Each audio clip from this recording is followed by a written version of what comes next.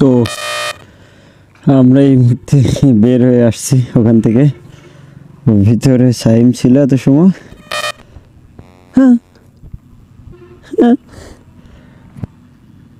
তো আমরা এখন আবার ব্যাক যাব। থাক বাবা, আমি আমি ওই যে বাইক নিয়ে আসি। তো এখান থেকে ঘোরাঘুরি শেষ করলাম, এখন আমরা বাসার দিকে ব্যাক করব, রেডি হচ্ছি। দেন এটা আপনাদের দেখানোর জন্য এত কিছু।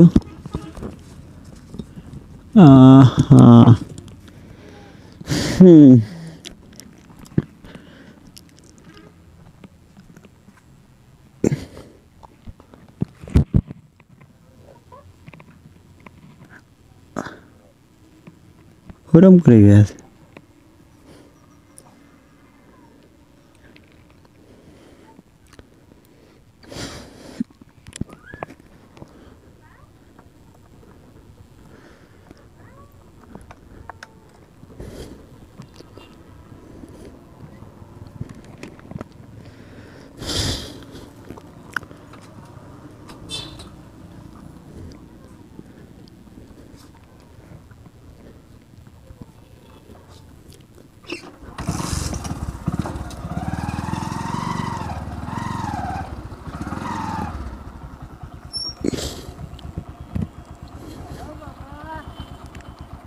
জুতা কি যাবে কোনো রকম? বইছো? ঠিক আছে সব?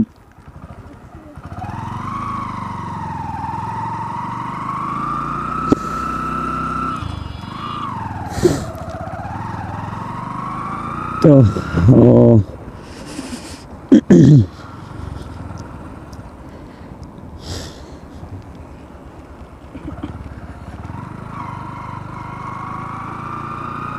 তো যে কথা সেই কাজ, এখন আমরা আবার ব্যাক করতেছি বাসার উদ্দেশ্যে।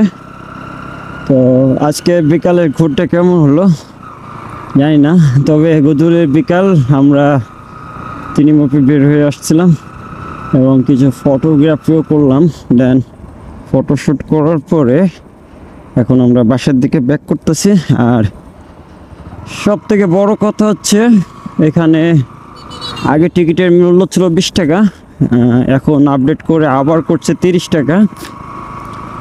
আর যেহেতু এখানে আবার একটা পার্ক মানে হচ্ছে, আপনার কলেজ হচ্ছে, তো কলেজের ক্ষেত্রে এখানে আরও আপডেট হবে। তো এটা হচ্ছে বিষয়। এখন টোটাল আমার বাসা থেকে এইখানটায় কত কিলো পড়ছে আমি পরে দেখাচ্ছি আপনাদের, তবে সম্ভবত 20 কিলো হবে আপ ডাউন যাইতে আসতে। সাইম কিন্তু মোটামুটি মহা খুশি ছিল, ও আজকে নিজে নিজে দাঁড়াইছে এবং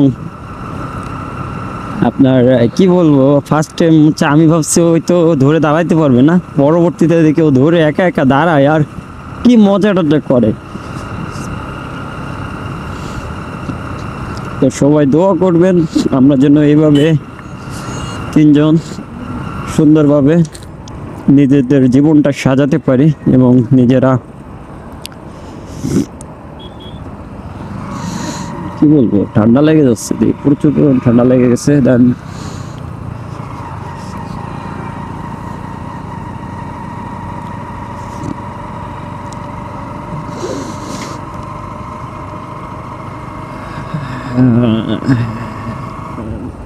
এটা হচ্ছে শিববাড়ির ব্রিজ।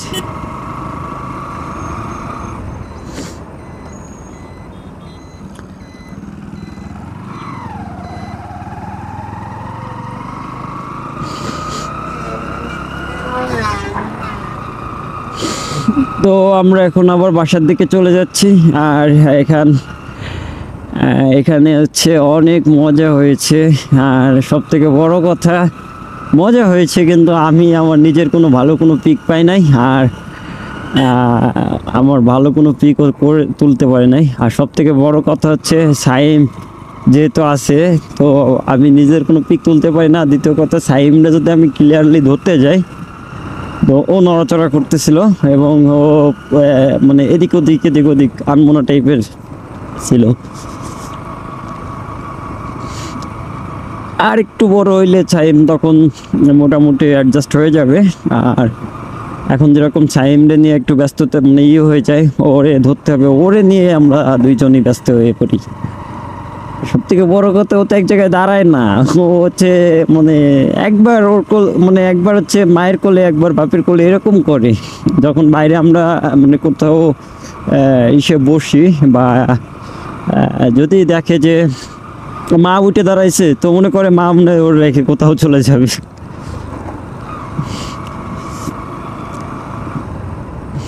তো এটা হচ্ছে ওর ভালো একটা দিক। দ্বিতীয় কথা হচ্ছে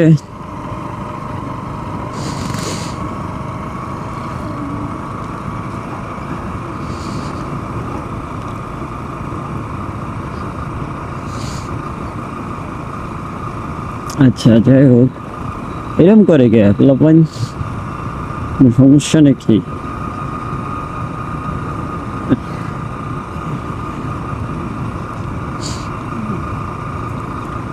এই একটা দোষ, মানে আমরা কেডা সাইম ও বুঝে গেছে যে আমরা এলাকা ছেড়ে এখন চলে যাচ্ছি আমাকে এলাকায়, এই কারণেও তাই দেয়। বাইকটা ঠিক করছি 2 দিন হয়েছে, এখন ভালোই লাগে। এখন বাইক চালাইতে আবার আগের মতো একটু ফিল পাই। আরেকটু ঠিক করতে হবে, মানে আরেকটু ঠিক বলতে আরেকটু টুকিটাকে যে কাজগুলো আছে এবং যেখান থেকে টুকটাক সাউন্ড বেরোয়, তো আমাকে ওগুলো ঠিক করতে হবে, তারপরে না হয় কাজ। সব থেকে বড় কথা, সন্ধ্যা হয়ে যাওয়ার আগে আমাদের বাসায় ঢুকতে হবে, যেহেতু ছাইম আছে সাথে। তো সেই কারণে আমাদের সন্ধ্যা নামার আগে বাসায় ঢুকতে হবে।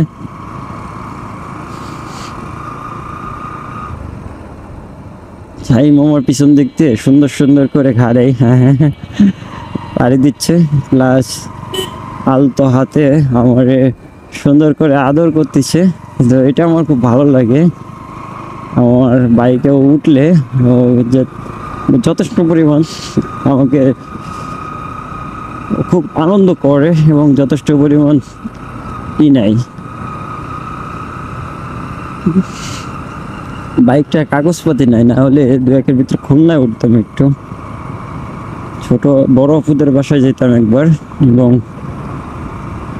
ওখানে গিয়ে মোটামুটি একটা ঘুর দিয়ে আসতাম। কাগজপাতি না থাকায় বাইক নিয়ে উঠতে পারতেছি না।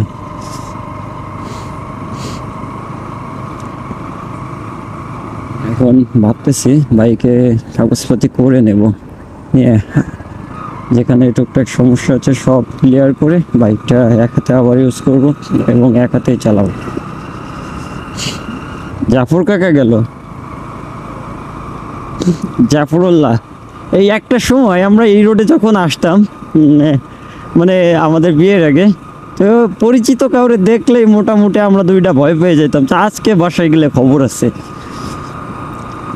যেহেতু আমরা দুইজনই এক এলাকার, মানে আমার রোডের মাথায় বাসা আর হচ্ছে একদম শেষে বাসা, একটা রোডের পুরা মানে গলির মাথা থেকে শেষ পর্যন্ত। তো প্রত্যেকটা মানুষ আমাদের চিনে। আর এই এলাকার এমন কোনো মানে আমাদের এলাকার তো সবাই আমাদের চেনে। তো আমরা আমি যখন জব করতাম রকেটে, তো প্রায় ওই স্কুল ফাঁকি দিয়ে আমার সাথে চলে আসতো।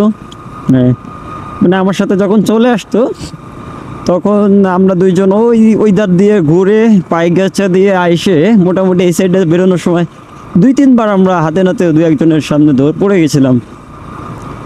একবার ওইখান থেকে আমাদের এক ভাই দেখছিল, আপনার ওই যে মোড়টা মারলাম আমরা, ওইখান থেকে ব্রিজে ঢুকে, মানে ব্রিজের আগে যে রোডটা, ওইটা এসে আমরা যে সোজা রোডে ঢুকলাম যখন, তো ওইখান থেকে এক ভাই আমাদের দেখছিল, ওই স্কুল ঘরের ওইখান থেকে, একটা প্রাইমারি স্কুল আছে ওখান থেকে।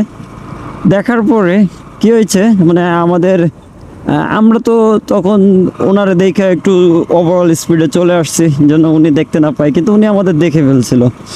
এখন হয়েছে কি, এই যে একটু দূরে যে মসজিদটা রেখে আসলাম, ওখানে এসে আমার বাইকের ফুয়েল শেষ হয়ে গেছে। তো যখনই ফুয়েল শেষ হয়ে গেছে তখন তো আমরা পড়ে গেছি আবার বিপদে। তো এখন কী করা যায়, ফুয়েল তো ওইখানে পড়ে যাওয়ার মানে শেষ হয়ে যাওয়ার কারণে এদিকেও অনেকটা পথ ওদিকেও অনেকটা পথ রেখে আসছি। তো কি করব বুঝে উঠতে পারতেছি না। তো অবশেষে কি করলাম, আমি ওরে রাইখে আমি বললাম তুমি বাইকের এখানে থাকো, আমি একটা ফুয়েল নিয়ে আসি। কিন্তু ও বলে না তুমি এখানে থাকো, আমি ফুয়েল আনতে যাই। আমি বললাম তুমি ফুয়েল আনতে যাইতে পারবা? তো বললো যে হ্যাঁ পারবো। আমি বললাম যে না, তুমি ফুয়েল আনতে গেলে দেখা যাচ্ছে বোতল দিতে চাইবো না বা এরকম ঝামেলা হবে। তো এক পর্যায়ে ওরে আমি রাইখে আবার গেছি। দেন ওই ভাইয়া আবার ওইখানে দাঁড়ায় রয়েছে। তারপরে বলে কী হয়েছে, আমি বললাম যে ভাই এরকম ফুয়েল শেষ।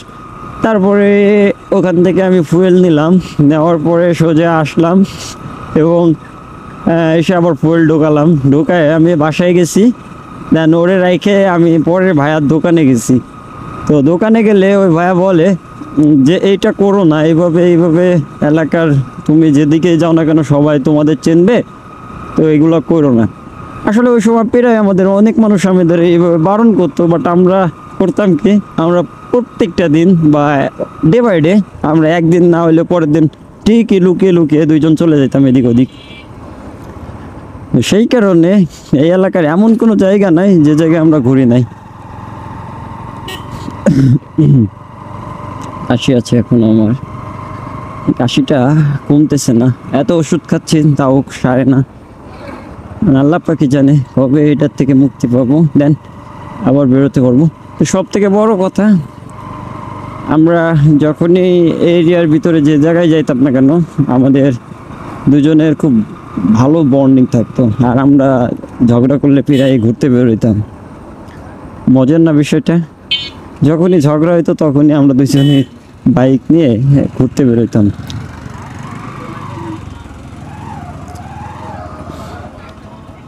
তো দীর্ঘ 5.5 বছরের সম্পর্ক আমার, এবং 5.5 বছর হয়ে গেছে আমাদের সম্পর্কের। আর আমাদের ছেলের বয়স এখন প্রায় 1 বছর হবে, এখন অনেক দেরি, মানে 9 মাস 10 মাস হয়ে যাবে এই যে 17 তারিখে। তো আমাদের সম্পর্কটা কেমন যেন একটা টানাপোড়ার ভিতর দিয়ে যায়। চেষ্টা করছি বহুতবার, অনেকবার চেষ্টা করছি সবসময় একসাথে থাকার, কিন্তু কেন জানি আমাদের সম্পর্কের দিকে মানুষের নজর লেগে যায়। এমনভাবে নজর লাগে যে 2 দিন ভালোভাবে থাকলে 3 দিনের দিন আমরা ঠিকই কোনো না কোনো একটা ইস্যু ক্রিয়েট করে দুজন ঝগড়া করি। দেন ঝগড়া করার পরে কি বলবো, দুইজনই ওর বাপের বাড়ি চলে যায় রাগ করে, আমি ওইটা নিয়ে আবার নতুন করে একটা ইস্যু ক্রিয়েট করে ঝগড়া করি। কখনো কেউ ওকে বোঝার চেষ্টা করি না। আর আমি তো বিশেষ করে ওরে বাবার বাড়ি যাইতেই দিতে চাই না, মানে আমি মনে করি আমার রেখে ও বাবার বাড়ি কিসের জন্য যাবে, এখান থেকে মানে অল্প একটু পথ কেন থাকবো এখানে। আর ও সব সময়ের জন্য কেন জানি বাবার বাড়ি মাথায় ভূত চাপে। কারণ হয়তো হ্যাঁ ওখানে গেলে ওর একটু কষ্ট কম হয়, এখন একটা ছেলে হয়েছে, তো ছেলের দেখাশোনা করতে পারে, ওদিকে সংসারে কোনো কাজ থাকে না। তো এই কারণে হয়তো বাবার বাড়ি করে, বুঝি সব, কিন্তু বিষয়টা একটু কেমন জানি কষ্টদায়ক লাগে আমার কাছে, যে আমার সন্তান, আমার ওয়াইফ আমি আমার কাছে রাখতে পারি না। তো যাই হোক, অনেক অনেক অনেক অনেক ভালোবাসি ওরে আমি, কিন্তু ওরে বুঝাইতে পারি নাই, আর না জানি কবে বুঝবে। দোয়া করবেন যাতে বুঝতে পারে দ্রুত। আমার কথা কিছু শুনতেছে না, আমি যেটা বলতেছি হেলমেটের ভিতরে বলতেছি, তো বুঝবে না অত কিছু, হয়তো সব কিছু ক্লিয়ার বোঝাও যাবে না। ভিডিও যাবে, ভিডিও হয়তো কোনো এক সময় যদি দেখে তাহলে বুঝবে যে কি বলছিলাম আমি, কিন্তু খুব খুব খুব খুব ভালোবাসি আমি ওরে, কিন্তু বুঝাইতে পারি নাই। আর সম্ভবত আগামীতে বোঝানো সম্ভব না। এখানে মনে হয় তো মুরগি একটা অ্যাক্সিডেন্ট করছে নাকি, ওখানে মনে হয় মুরগি অ্যাক্সিডেন্ট হয়েছে একটা, হইতে পারে না, মানে ওখানে অতগুলো পাখনা দেখে যেটা বুঝলাম, বুঝছো। যাই হোক, হ্যাঁ, তো আমরা এখন বর্তমানে আছি শ্রীকান্তপুরের ভিতরে। বাবা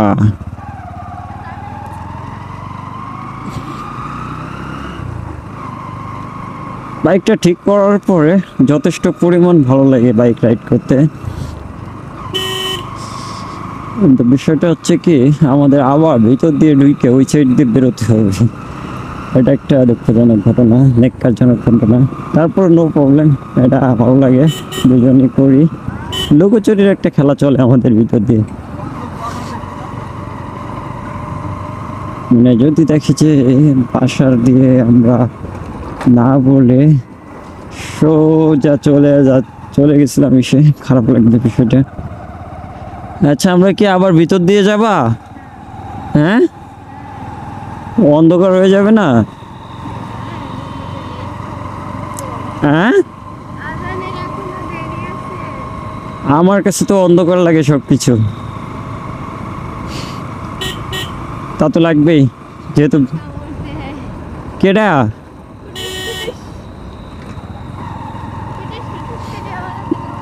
চাই বাবা, বাবা, বাবা শুনো, বাবা দাঁড়াবা, নানু আপনার সাথে দেখা করবো নাকি?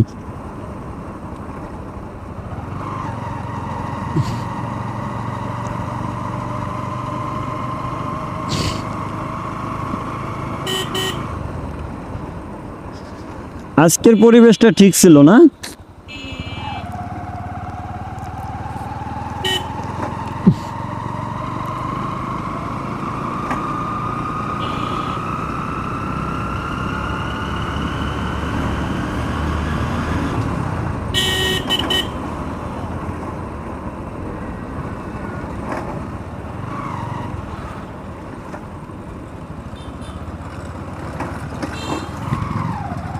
আমার মনে হয় চেন কভার লুজ হয়ে গেছে, আবার চেন কভার আবার মনে হয় লুজ হয়েছে।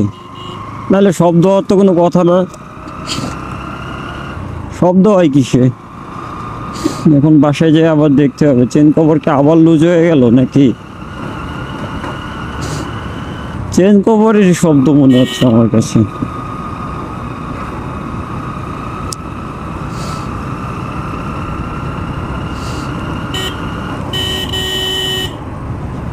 তো বিষয়টা হচ্ছে এরকম, আমরা সোজা যাচ্ছি আর পাশ থেকে দু একটা মানুষ আমাদের খুব করে তাকাচ্ছে আমাদের দিকে, যে এত সুন্দর পরিবেশ। আসলে আমি এরকম গেট আপ নিয়ে বেরোই না, আর আমার লজ্জা করে কেন জানি।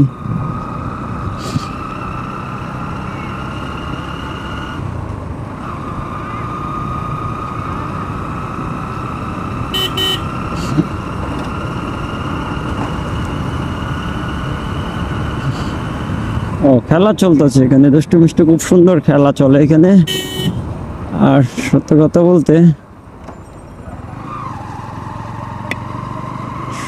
কথা বলতে আগে এক সময় প্রচুর পরিমাণ ক্রিকেট খেলার পাগল ছিলাম, ফুটবলও খেলতাম। বাট সময়ের পরিবর্তনে এমন একটা পরিবেশে আসছে যে কোথাও আর নাই, খেলাধুলার মনে আসে না। আর এখন আর আগের মতো নাই পরিবেশও। তো আমি যতটুকু পারি নিজেকে একাকিত্বভাবে রেখে দেই, কারণ একাকিত্ব এমন একটা সুপার পাওয়ার যেটা আপনি কখনো ফিল না করলে বুঝবেন না। একাকিত্ব আল্লাহকে পাওয়ায়, এবং একাকিত্ব ভোগ করলে আপনি তখন বুঝবেন যে পৃথিবীটা কেমন, পৃথিবীর মানুষগুলা কেমন। আর সব থেকে বড় কথা, আমাদের সৃষ্টিকর্তা মহান আল্লাহ তাআলা কত প্রকার নিয়ামত আমাদের জন্য রেখে দিয়েছেন। তো আমরা এই সাইডটা এখন ঢুকে যাব।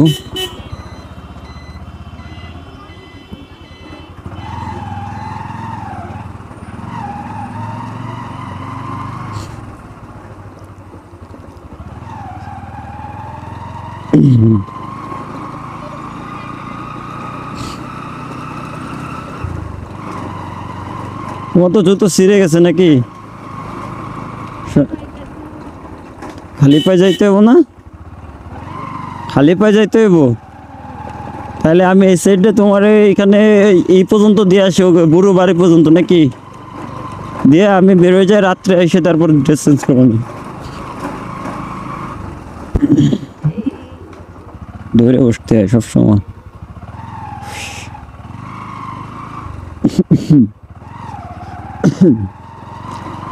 কিরম কাশি হচ্ছে আমার, খুব কাশি, ছোট ছোট করে কাশি ওঠে, কফ উঠে না, এটা হচ্ছে মেন প্রবলেম। কফটা উঠলে না হয় ভালো থাকতাম, কিন্তু কফই তো ওঠে না।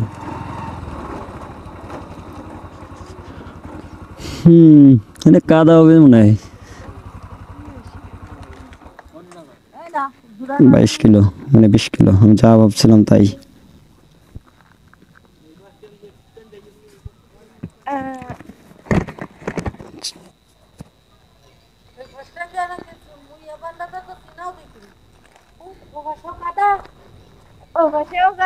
আমি এই পাশে বেরোবো তাইতে।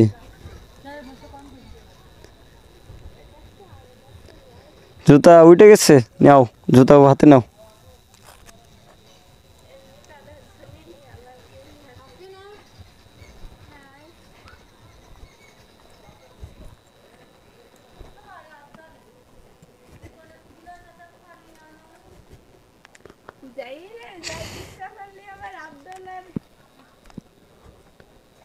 হ্যাঁ,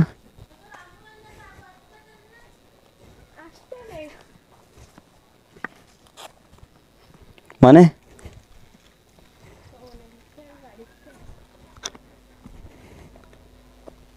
বুঝি নাই।